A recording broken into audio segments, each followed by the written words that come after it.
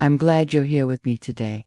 Please listen to my story till the end, and let me know which city you're listening from. That way, I can see how far my story has traveled.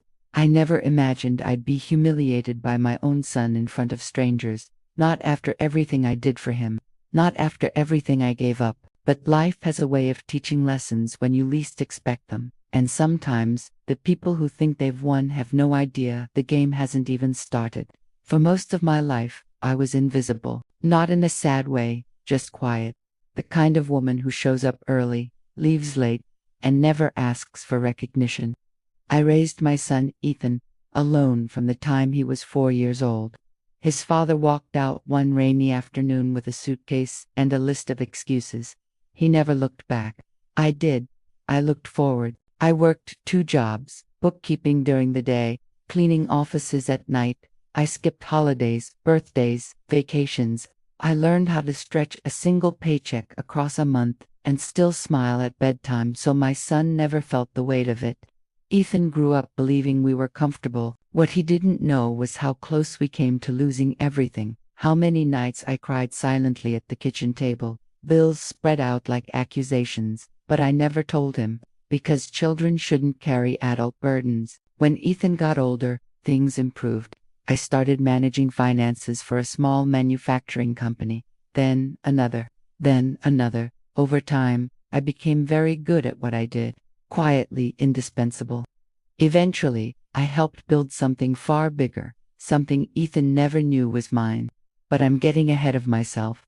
Ethan met Vanessa 3 years ago. She was beautiful, elegant, polished in a way I never was. When he brought her home for the first time, she scanned my modest house with quick, assessing eyes. Not rude, just observant, measuring. She complimented my cooking but didn't eat much.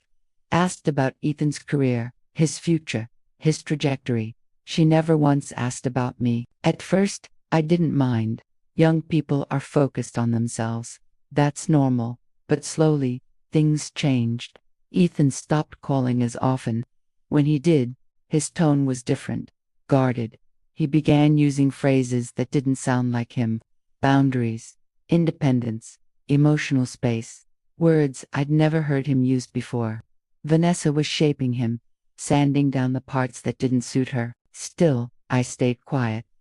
Until the engagement. The engagement party was held at a private rooftop venue downtown. Elegant, expensive, the kind of place where the elevator opens directly into the event space. Ethan told me it was small and intimate.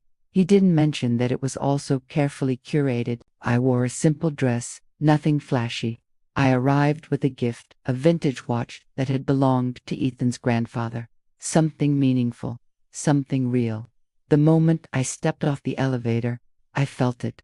The shift. Vanessa spotted me immediately. Her smile froze for half a second, just long enough for me to notice. She leaned toward Ethan and whispered something. He stiffened. Then she walked toward me, heels clicking sharply against the marble floor. "What are you doing here?" she asked, her voice low but sharp. I blinked. "I'm here for the engagement party." Her eyes flicked around. "This is awkward." Awkward. I laughed nervously. "I'm Ethan's mother." She leaned in closer, her smile tight. "Yes, and this event is for close family and friends." The words hit me slowly. "I am close family." Before she could respond, Ethan appeared beside her. He didn't hug me. He didn't smile. "Mom," he said quietly, "maybe this isn't the best time." I felt the room tilt. "What do you mean?" Vanessa sighed loudly, drawing attention. A few guests turned to look. "We discussed this," she said. "We agreed it would be better if you weren't here tonight." My heart started pounding. "Ethan," I whispered, "what is she talking about?" He looked away. "Vanessa thinks we need distance. She says your presence makes things complicated." Complicated. After raising him alone for 26 years, after sacrificing everything, I was complicated. "You can't be serious," I said. "This is your engagement." Vanessa crossed her arms. "You're making a scene." I'm standing here trying to understand why my son is letting someone talk to me like this. Ethan finally looked at me and there was embarrassment in his eyes. "Mom, please leave." That was it. No explanation, no defense, no gratitude. Just dismissal. People were watching now. Phones subtly raised, whispers spreading. I handed the gift to a nearby table, my hands shaking. I hope you're happy, I said softly. Vanessa smiled. I walked back into the elevator alone. That night, something inside me changed. I didn't cry, I didn't scream. I sat at my desk, opened my laptop, and logged into accounts Ethan had never known existed. Because here's what he didn't know. The company he worked for, the one Vanessa bragged about to her friends, wasn't just my client. I was a silent partner. I owned 40%, and the promotion Ethan had been expecting. It required my approval. I didn't sleep that night, not because I was crying, but because my mind was finally quiet enough to think. For years, I had lived in survival mode. Pay the bills, raise the child, keep the peace, don't rock the boat. I thought that was strength. But real strength, I was learning, is knowing when to stop shrinking. I sat in my home office as dawn crept in through the blinds, the same office where I'd spent thousands of hours building other people's success while remaining invisible. The irony wasn't lost on me. Ethan thought I was just his simple mother. Vanessa thought I was an inconvenience. Neither of them understood how deeply they'd miscalculated. 3 days after the engagement party, Ethan called. His voice was tight, controlled. "Mom, we need to talk." I let the phone ring twice before answering. "Yes, I just came out of a meeting with senior management," he said. "My promotion, it's been delayed." I said nothing. "They won't tell me why," he continued. "They said there were concerns at the ownership level." Ownership, the word hung between us. "That's unfortunate," I replied calmly. He exhaled sharply. "You don't understand. Vanessa and I already signed a lease on a new apartment. We planned our finances around this." I finally spoke. "I understand perfectly, Ethan. Plans change." There was a pause. Then his tone shifted, softer, more careful. "Look, about the engagement party. Vanessa was under a lot of stress. She didn't mean things the way they came out." I almost smiled. Here it was, the rewrite. I was humiliated. I said simply. "She feels bad," he replied quickly. "We both do. You asked me to leave," I reminded him. "In front of strangers. She was afraid you'd try to control things." Control. That word again. "Ethan," I said slowly. "When have I ever controlled you?" Silence. I could almost hear Vanessa in the background, coaching. "Well, she thinks you don't respect boundaries by attending your engagement." Another pause. "Mom," he said finally, "we're asking for a fresh start. Asking, not apologizing." "I'm open to respectful conversation," I replied. "But I won't pretend nothing happened." "Fine," he said, irritation creeping in. "But can you at least explain why my promotion is suddenly frozen?" I leaned back in my chair. "No," I said, "I can't." He hung up. Later that afternoon, I received a text message, not from Ethan, from Vanessa. "I think it's time we cleared the air like adults." I stared at the screen for a long moment before responding. "I agree." She suggested coffee. Neutral ground. Public place. I knew exactly why. Witnesses. Narrative control. I agreed anyway. She arrived, 10 minutes late, sunglasses still on despite being indoors. She ordered before sitting down. Expensive. Assertive. "Margaret," she said brightly, as if nothing had happened.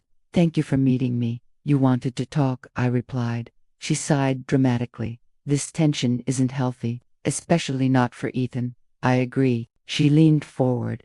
"He's under a lot of pressure at work right now. The delayed promotion has really shaken him." "I'm sure it has." Her eyes narrowed slightly. "I'm concerned," she continued, "that personal issues may be affecting professional decisions." There it was, the accusation disguised as concern. "I don't mix personal feelings with business," I said calmly. She laughed lightly. "I know you probably don't realize this, but influence works in subtle ways." I met her gaze.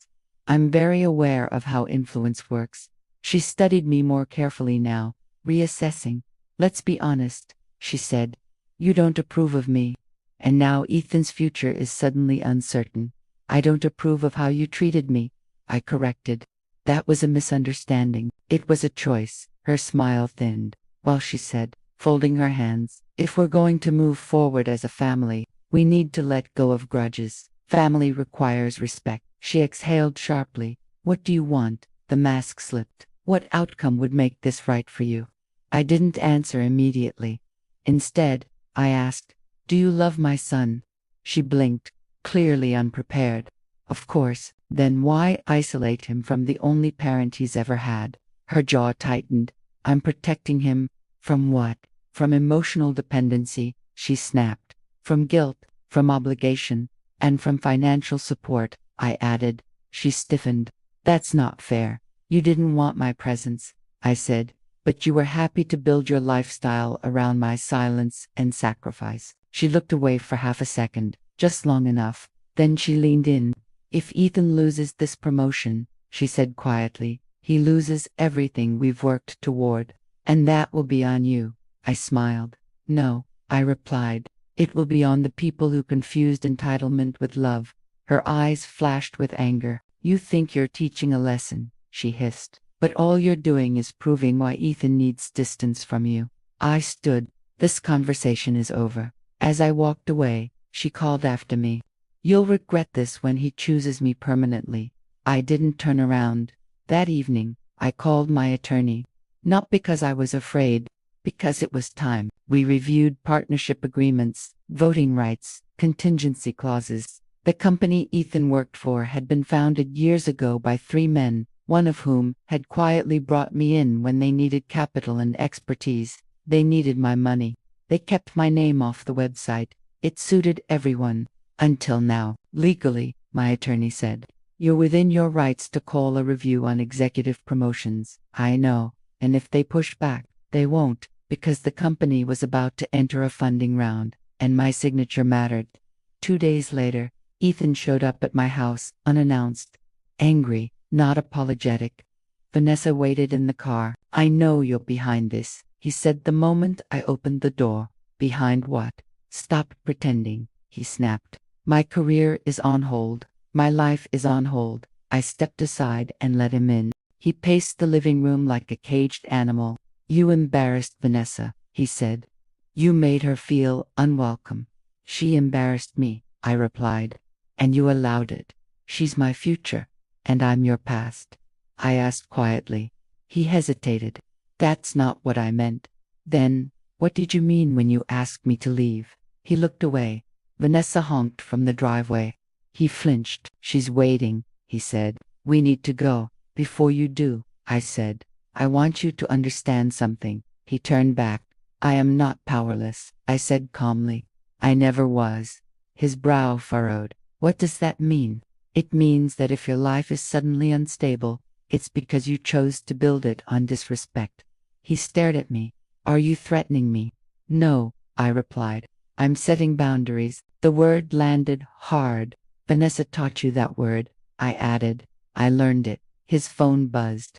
He glanced at it, then back at me. This isn't over, he said. No, I agreed. It isn't. He left. The next morning, I received a call from one of the company's founding partners. Margaret, he said carefully. We need to talk about Ethan. Yes, I replied. We do. We're reconsidering his role. Good. There was a pause. You're serious? I've never been more serious. Vanessa called. He admitted. She threatened legal action if Ethan isn't promoted. I laughed softly. On what grounds? She claims discrimination. Family interference. Interesting, I said. Because I have documentation of her attempting to influence corporate decisions. Silence. She did what? I'd suggest you review company policy regarding external pressure, I said calmly. Before this becomes a governance issue. Another long pause. We'll handle it, he said. I trust you will. That evening, Ethan called again. This time, his voice was different, confused. Mom, he said quietly, why did HR ask me about Vanessa today? I closed my eyes. Because actions have consequences. She told them, you're trying to sabotage me. Did they believe her? No, he admitted. They asked why she was contacting executives at all. I said nothing. She's furious, he added. She says, this is exactly why she didn't want you involved in our lives. Ethan, I said gently. If your relationship can't survive truth, it wasn't strong to begin with. He didn't respond. I love you, I added, but I won't be manipulated. The line went dead. I wish I could say the truth came out all at once, that there was a dramatic moment where everything clicked and Ethan suddenly understood who he was about to marry. But real life doesn't work that way. Truth doesn't explode. It leaks, slowly, quietly, relentlessly, and once it starts leaking, there's no way to stop the flood. 2 days after HR questioned Ethan, I received an email I hadn't expected. It was from Marissa Hale, the company's compliance officer. Subject line: request for clarification. She was professional, careful, but direct. We've received external communications from Ms. Vanessa Carter regarding internal promotion decisions. For governance purposes, we need to understand whether there is any personal or financial relationship we should be aware of. I forwarded the email to my attorney and replied with the truth. No embellishment. No emotion. Just facts. Vanessa was not an employee. She had no authority. Her involvement was inappropriate. That was all, but it was enough. That evening, Ethan came back to my house again. This time, he didn't knock. He rang the doorbell repeatedly until I opened the door. What did you tell them? He demanded. Only what they asked, I replied calmly. You told them about Vanessa. They already knew, I said. She contacted them herself. She was trying to help me. She was trying to control outcomes she had no business touching. He ran a hand through his hair, pacing. You don't understand how this looks. I understand exactly how it looks, I said. It looks like your fiancé is interfering in your career. She wouldn't do that without reason, he snapped. Then ask her what that reason is. He stopped pacing. What's that supposed to mean? It means, I said gently, that people who push this hard usually have something to gain. He stared at me, eyes searching. You're poisoning me against her. No, I replied. I'm trusting you to think. He scoffed. She says you're trying to sabotage us because you can't let go. I nodded slowly. Ethan, tell me something honestly. Has Vanessa ever asked you about my finances? He froze, just for a moment, but it was enough. She was just curious, he said too quickly. She wanted to understand family dynamics. Did she ask about inheritance? He swallowed. She asked hypothetically. I exhaled slowly. And did she suggest how that inheritance should be handled? He didn't answer. I felt my chest tighten. Ethan, I said quietly, has she encouraged you to push me away? He looked at the floor. She said distance would be healthy. Healthy for whom? For us, he whispered. And unhealthy for me. I finished. His voice cracked. She says you guilt me, that you use sacrifice to control me. I stepped closer. Did I ever ask you to choose me over your happiness? No. Did I ever demand anything in return for what I gave? No. Then what exactly am I controlling? He didn't respond. Outside, Vanessa honked again. Urgent, sharp. He flinched like a conditioned response. She's waiting, he said. I can't do this right now. No, I replied. You can't face it. He left, and I knew then the engagement was already dying. It just didn't know it yet. The call came from my attorney 3 days later. I did some digging, she said. Off the record, my stomach tightened. And Vanessa has a history. I closed my eyes. Of course she did. 2 prior engagements, my attorney continued. Both ended suddenly. In both cases, significant financial disputes followed. What kind of disputes? Joint accounts drained, family money involved. One civil suit that was settled quietly. I sat down. She changes cities, my attorney added. Changes versions of her name slightly. Always attaches herself to men on upward career paths, and isolates them, I said. Yes. I was silent for a long time. Do you want to tell Ethan? She asked. No, I said finally. He has to see it himself. A week later, I was invited unexpectedly to a family dinner. Ethan asked. Vanessa insisted. I almost declined, but something told me this was important. The dinner was at a high-end restaurant. Private room, carefully staged. Vanessa greeted me with exaggerated warmth. Margaret, I'm so glad you came. She hugged me, stiff, performative. Ethan looked exhausted. Halfway through the meal, Vanessa raised her glass. I just want to say, she began, smiling brightly, that families can have misunderstandings, but love always wins. I met her eyes. Love requires honesty, I said calmly. The room went still. Vanessa laughed lightly. Of course. She turned to Ethan. And honesty means transparency, she added, especially about finances. Don't you think? My pulse quickened. Ethan looked uncomfortable. What do you mean? He asked. Well, she said sweetly, marriage is a partnership. Full disclosure. And your mother has substantial assets. There it was, out in the open. You've discussed my finances? I asked. She tilted her head. We discussed future planning. Without me, Ethan is your heir. She replied smoothly. It concerns us. I placed my napkin down. Ethan, I said, did you tell Vanessa how much I own? He hesitated. I didn't give numbers, he said. She guessed.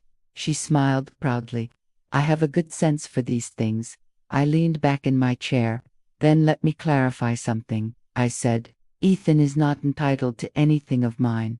Vanessa's smile faltered. What? My estate, I continued calmly, is not a shared marital asset, and it will never be. Ethan's eyes widened. Mom, I love you, I said gently, but inheritance is not a guarantee. It's a choice. Vanessa's voice hardened. So you're threatening us now? No, I replied. I'm setting expectations. This is exactly what I warned Ethan about, she snapped. You use money to control. I stood. No, I said firmly. I refuse to be treated like a resource instead of a person. Vanessa stood too. Then maybe you shouldn't be part of our lives at all. Ethan froze. I looked at him. Is that what you want? The silence stretched painfully. Finally, he spoke. No, he said quietly. Vanessa turned to him sharply. What? No, he repeated. That's not what I want. Her face tightened. Ethan, don't do this here. I'm tired, he said. I'm tired of choosing sides. There are no sides, I said softly. Only behavior. Vanessa grabbed her purse. This dinner is over, she said coldly. She walked out. Ethan didn't follow. We sat there in silence. I didn't know, he said finally. About what? How much she was focused on your money. I nodded. She doesn't love me, he whispered. She loves what I represent. I reached for his hand. That doesn't make you weak. It makes you human. Tears filled his eyes. She's been pressuring me to merge finances, to move assets, to push you away. I closed my eyes. She told me you were toxic, he continued, that you were manipulating me, and you believed her. I said gently. I wanted to, he admitted. It was easier than questioning her. We sat there a long time. Finally, he asked, what do I do now? You slowed down, I replied. And you watch. 2 nights later, Ethan called me at midnight. She emptied our joint account, he said, voice shaking. Everything. I sat up straight. How much? $23,000. And where is she? She's gone, he whispered. Left a note. Said she couldn't marry someone who chose his mother over her. I closed my eyes. I'm so sorry, I said. She planned this, he said. All of it. Yes, I replied. She did. When Vanessa disappeared, she didn't just take money. She took illusion. The illusion that love can survive without truth. The illusion that control feels like safety. The illusion that you can build a future on manipulation and never be exposed. Ethan stayed at my house that night, not as a child, but as a broken man finally forced to look at himself. He sat at the kitchen table the next morning, staring at his phone like it might come back to life and explain everything. I ignored the signs, he said hoarsely. All of them. Yes, I replied gently. But you don't have to ignore them anymore. He looked up at me. I don't even know who I am without her. That's because she made herself the center of your identity, I said. That's not love. That's possession. He nodded slowly. She told me you'd never let me grow. And did pushing me away make you feel bigger? I asked. He shook his head. No, he whispered. It made me smaller. Later that day, My attorney laid out the options, because Vanessa didn't just steal from Ethan, she committed fraud. The joint account withdrawals, the forged authorization on one document, the emails pressuring executives, the pattern across multiple relationships. She's done this before, my attorney said. She just didn't expect resistance this time. Ethan looked up sharply. You mean, I'm not the first? No, I said, but you might be the last. We filed a report, quietly, professionally, without drama. Justice doesn't need noise, it needs records. A week later, the board called an emergency meeting. Vanessa's interference had triggered a compliance review. And once people start looking closely, they tend to see everything. Ethan wasn't punished, but he wasn't rewarded either. His promotion was postponed indefinitely, not out of cruelty, out of consequence. I deserve that, he said when he got the news. Yes, I replied, but you also deserve a chance to rebuild. He looked at me. Why are you still helping me? Because accountability doesn't cancel love, I said. It deepens it. Vanessa resurfaced 3 weeks later, not to apologize, but to defend herself. She contacted mutual acquaintances, tried to control the narrative, claimed emotional abuse, claimed manipulation, but stories collapse when they're built on lies. One of her former fiancés came forward. Then, another. Patterns emerged. Financial exploitation, isolation tactics, pressure to rush commitment. She didn't lose because I attacked her. She lost because truth finally outpaced her. One evening, months later, Ethan sat across from me and said something I'd waited years to hear. I don't like who I became. I nodded. That's a good place to start. He sold the apartment lease, moved into a smaller place, started therapy, not to fix a relationship, but to understand himself. I blamed you, he said once, because it was easier than admitting I wanted approval more than integrity. I reached across the table and squeezed his hand. That awareness is growth. The last time Vanessa tried to contact Ethan, she sent a single message. You ruined everything. He stared at it for a long time, then deleted it. No, he said quietly. She ruined herself. People ask me now if I regret anything, if I regret not speaking up sooner, if I regret staying quiet for so long, if I regret loving my son enough to let him fail. And the answer is this. I regret believing silence was kindness, because love doesn't mean disappearing. It means standing firm, even when your voice shakes. A year later, I revised my estate plan. Not out of punishment, out of clarity. Ethan will inherit not wealth alone, but responsibility. And he knows now, money doesn't equal power, control isn't love, and respect is not negotiable.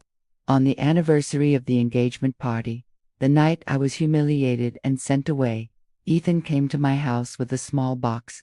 Inside was the watch I'd brought that night. I found it, he said. I never gave it back to you. I smiled softly. It belongs to you now. He shook his head. No, he said. It belongs to the person who taught me what time really costs. We hugged, not out of obligation, but out of understanding. If you're listening to this story right now, know this. You don't have to scream to be powerful. You don't have to destroy to protect yourself, and you don't have to accept disrespect even from those you love most. Sometimes the strongest revenge is simply becoming impossible to manipulate. Thank you for listening till the end. Let me know which city you're listening from, so I know how far this story has traveled.